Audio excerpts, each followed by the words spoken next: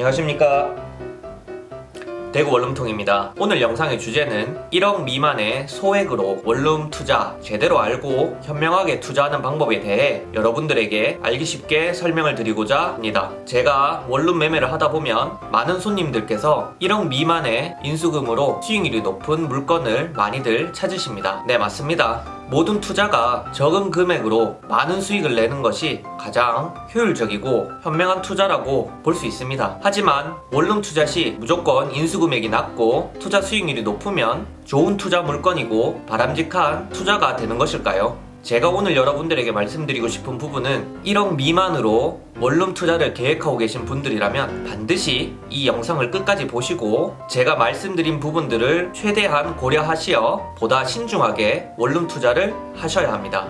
자, 그럼 여러분들의 이해를 돕기 위해 인수금이 1억인 물건과 3억인 물건, 이 두 가지를 비교하면서 설명을 드리도록 하겠습니다. 먼저 매매가가 10억이고 수익률이 동일하게 12%가 나오는 두 개의 원룸이 있다고 가정해 보겠습니다. 첫 번째 원룸은 왼쪽 표를 보시게 되면 인수금액 1억 원의 경우 월 순수익이 100만 원이 나온다면 수익률은 12%가 나오게 됩니다. 물론 이 원룸의 경우 대출이 5억, 보증금이 4억이기 때문에 현재 전세 가구의 비중이 높겠죠. 그 덕분에 인수금액은 1억 원으로 낮아지게 됩니다.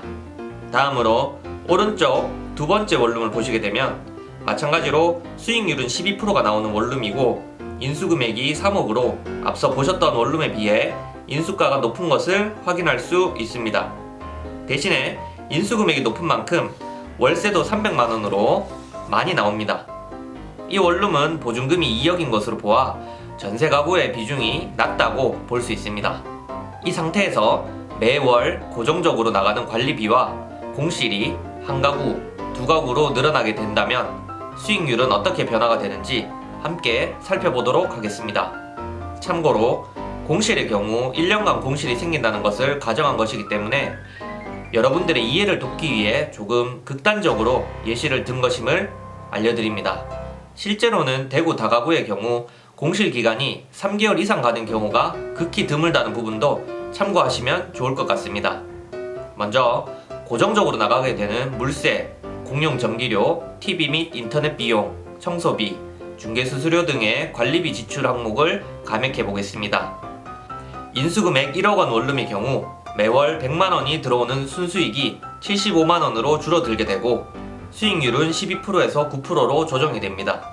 반면에 인수금액 3억 원 원룸은 매월 300만 원이 들어오는 순수익이 275만 원이 되며 수익률은 12%에서 11%로 조정이 됩니다. 공실이 발생하게 된다면 차이는 더욱 커집니다.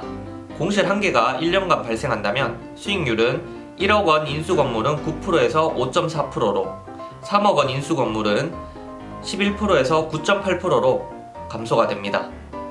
공실이 두 개가 된다면 두 건물의 수익률 차이는 더 커지겠죠. 이를 통해 내릴 수 있는 결론은 인수금액이 작은 경우 관리비 및 공실에 따른 수익률 변동폭이 크다라는 것을 알 수 있습니다. 그렇다면 인수금액이 작은 원룸은 구매하면 안 되는 것인가? 라고 생각하실 수가 있는데요. 그렇진 않습니다.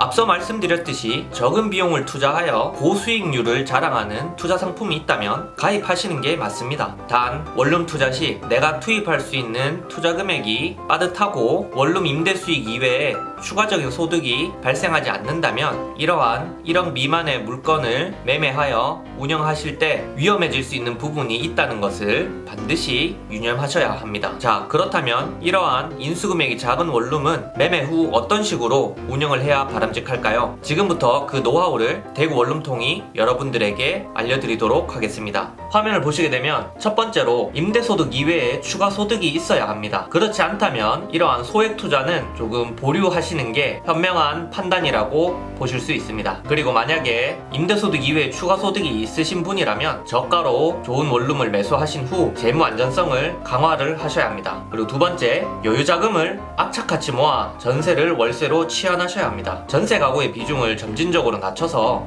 월세 금액을 높이셔야 합니다.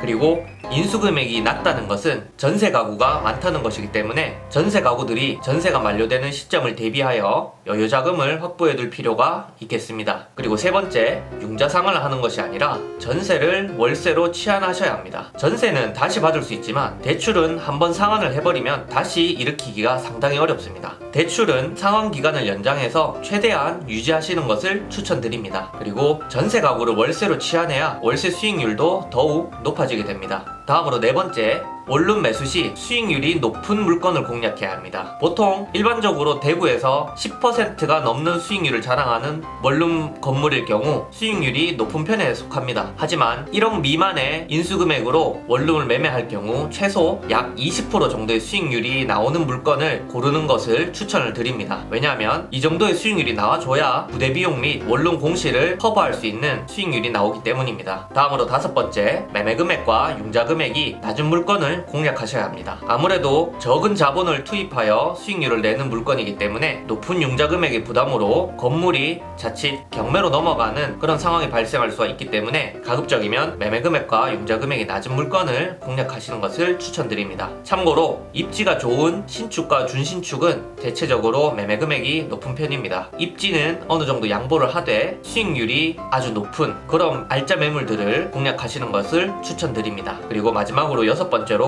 현재 투자금이 작다면 좀 더 기다리시면서 투자금을 늘리는 것도 하나의 투자 방법이라고 볼 수 있습니다. 부동산 투자는 리스크 관리가 무엇보다도 중요합니다. 10번의 성공보다 한 번의 실패를 하지 않는 것이 중요하기 때문에 좀 더 자본력을 확보하고 기다리는 것도 하나의 투자 방법이라고 보실 수 있겠습니다. 이상으로 1억 미만의 인수금액으로 원룸을 매매 시 주의사항과 매매 방법 그리고 운영 노하우에 대해서 알아보았습니다. 오늘 설명드린 내용 어떠셨나요? 도움이 되셨나요? 도움이 되셨다면 좋아요와 구독 그리고 알람 설정 버튼까지 눌러주시면 더 좋은 원룸 매물과 원룸 운영에 도움이 되는 알찬 정보들로 여러분들에게 보답해드리는 대구 원룸통이 되겠습니다. 시청해주셔서 감사합니다.